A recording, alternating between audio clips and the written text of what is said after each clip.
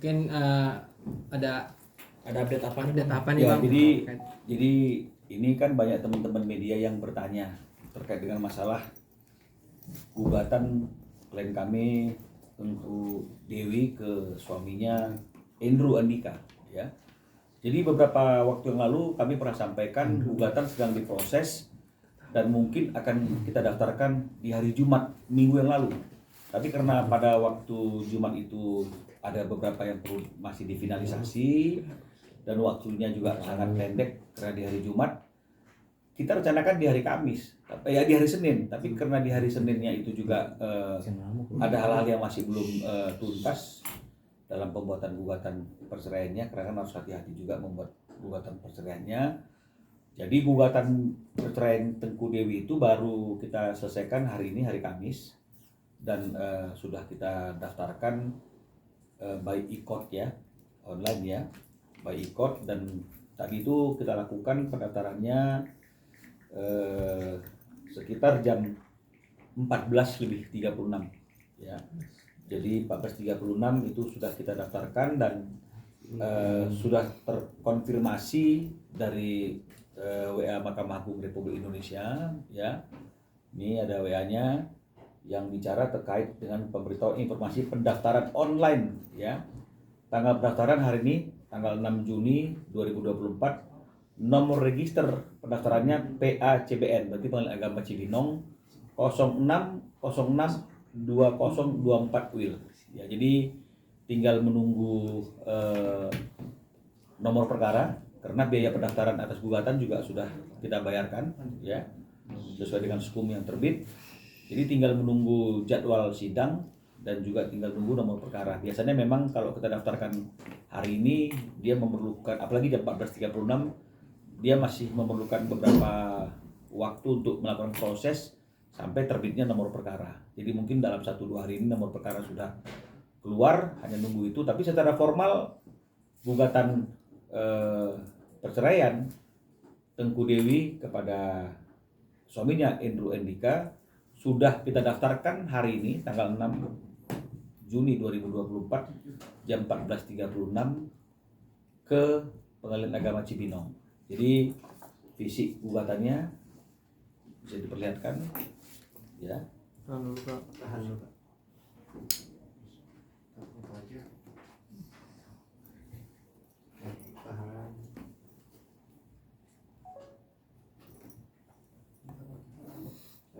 Oke. Ya, jadi dengan demikian maka sudah resmi seperti apa yang telah kami sampaikan maupun Tengku Dewi sampaikan atas keseriusannya untuk mengajukan gugatan perceraian kepada Andrew Andika atas peristiwa-peristiwa yang beberapa waktu ini menjadi perhatian dari kita semuanya. Ya, jadi memang alasan-alasan gugatan kami itu juga memang salah satunya adalah sebagaimana yang diatur dalam pasal 116 Kompilasi Hukum Islam huruf A-nya ya.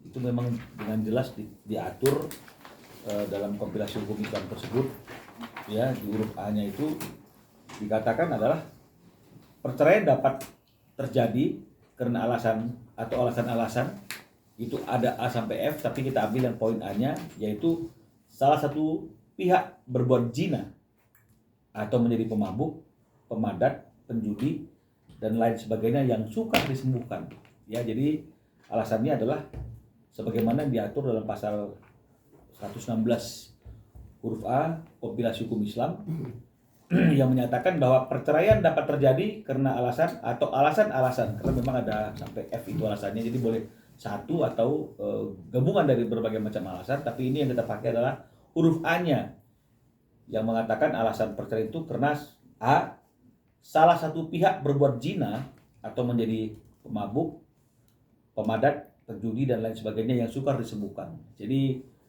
kalau secara kontekstual hukum Islam itu kan memang ada batasan-batasan ya, antara laki dan perempuan itu ada batasan-batasan. Apalagi kalau misalnya sudah terikat dalam suatu perkawinan.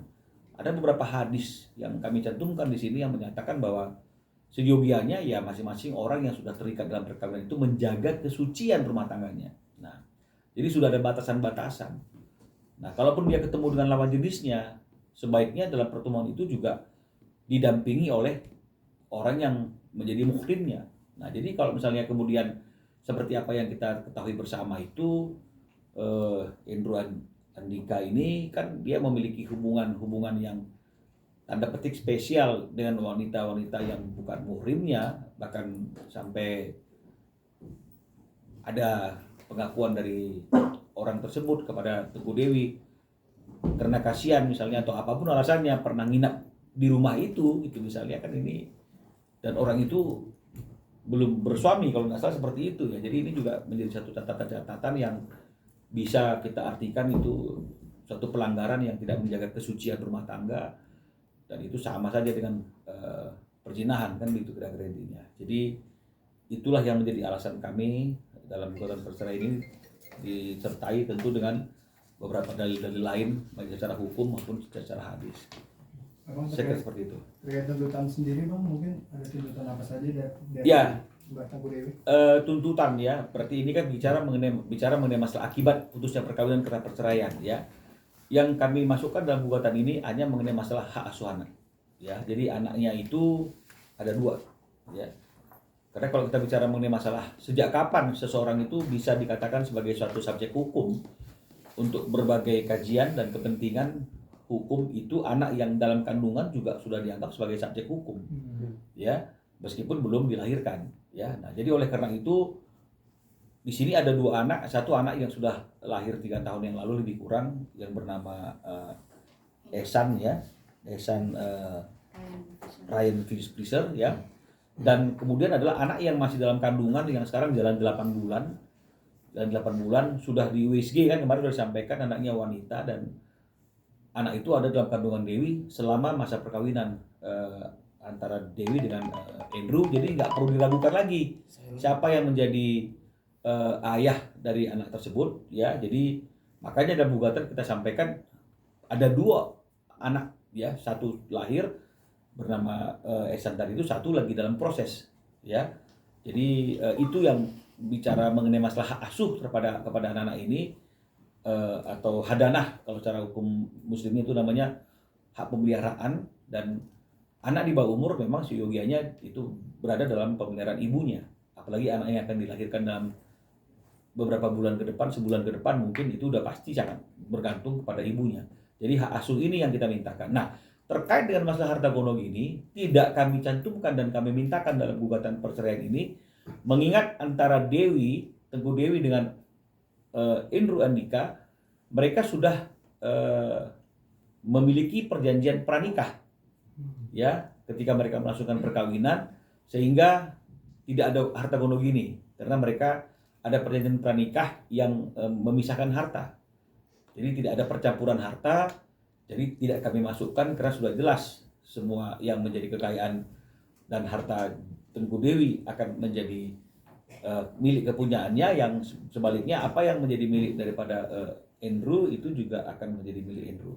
Jadi kita hanya bicara mengenai masalah hadanah atau hak pemeliharaan atau hak asuh kepada anak, dan termasuk biaya biaya nafkah untuk anak dan pendidikan anak itu yang diminta oleh Dewi sangat rasional sekali ya, tidak terlalu berlebih-lebihan, tidak terlalu mencolok sekali, normal-normal saja, sesuai juga mungkin dengan kemampuan yang dirasakan ada pada Andrew.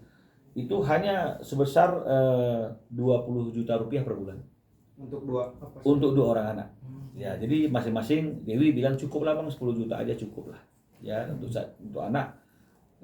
Berarti ada 2 anak maka 20 juta ya. Tapi ini formalnya, tapi saya yakin namanya seorang ayah pasti tidak akan membatasi apa yang diperlukan oleh anak, pasti tidak akan dibatasi dengan apa yang menjadi putusan formal. Tapi paling tidak dalam gugatan ini ketika dicantumkan, Dewi mencantumkan senilai 20 juta itu 10 juta lah untuk 1 anak, dan saya rasa ini sangat wajar sekali ya, tidak terlalu mencolok sekali ya. Abang terkait harta bawaan bang, kira-kira disebutkan sih nggak sih bang, harta bawaan yang kemudian milik Teguh Dewi apa saja bang? Adakah 2 rumah dan mobil yang biasa digunakan atau seperti Jadi apa? kalau mengenai masalah harta bawaan ini kan beda dia dengan harta gono gini Nah, jadi kalau harta bawaan itu kan memang tetap menjadi, walaupun nggak ada perjanjian pranikah, ya harta bawaan kalau terjadi perceraian tetap kan akan dikuasai oleh orang yang memiliki harta ini. Itu kalau harta bawaan. Tapi ini kan kita bicara mengenai masalah harta monogami, percampuran harta. Jadi harta yang timbul selama perkawinan. Nah, kalau mengenai harta yang timbul selama perkawinan itu tidak disebutkan detailnya karena nggak perlu lagi dibahas dalam gugatan ini karena memang sudah jelas mereka sama-sama mengetahui apapun harta yang ada hari ini, rumah misalnya, mobil misalnya, itu akan kemana jika terjadi perceraian itu kan sudah jelas karena sudah ada aturan mainnya mereka yang mereka atur dalam perjanjian pranikah tersebut. Bang, mungkin Andrew sendiri sudah mengetahui sudah diajukan gugatan cerai atau belum sih Bang? Saya tidak menginformasikan ke Andrew bahwa ada gugatan perceraian ini dan Andrew juga ada komunikasi dengan saya, dan karena gugatan ini baru selesainya hari ini dan baru kita daftarkan secara e-court atau online jam 14.36 tadi menurut informasi dari WA resmi Mahkamah Agung Republik Indonesia, saya rasa orang yang pertama tahu bahwa gugatan ini sudah didaftarkan secara online selain kami Tengku Dewi adalah teman-teman media. Jadi mungkin kalau nanti kemudian Andrew tahu bahwa gugatan itu sudah didaftarkan secara resmi, maka pasti dia tahu dari pemberitaan teman-teman media. Dari Tengku Dewi sendiri mungkin ketika udah tahu soal gugatannya udah masuk udah. Karena begini, sebelum gugatan ini kita daftarkan secara online, kita yakinkan lagi ke Tengku Dewi apakah gugatannya sudah bisa kita daftarkan. Itu yang pertama. Yang kedua, kita kirim juga konsep gugatan ini yang final ini by PDF kepada Tengku Dewi agar dia juga bisa membacanya. Ya, ketika dia membacanya apakah sudah betul itu yang mau dimintakan, apakah sudah betul itu peristiwa hukumnya, dan kemudian berapa hak pemeliharaan yang nafkah itu tadi yang mau dimintakan jumlahnya. Dan dalam proses itu kami juga berharap Dewi akan masuk ke dalam keputusan final tunda, batal, atau lanjut. Tapi yang dia sampaikan kepada kami adalah lanjut, Bang. Jadi ketika sudah kita daftarkan, kita informasikan sudah terlaksana, gugatan sudah didaftarkan, ya si Dewi nggak bilang apa-apa, cuma bilang terima kasih Bang sudah dibantu, udah. Jadi nggak ada yang lain. Ya. Ada lagi kawan-kawan? Bang, Ya. update dong Bang terkait Robin sudah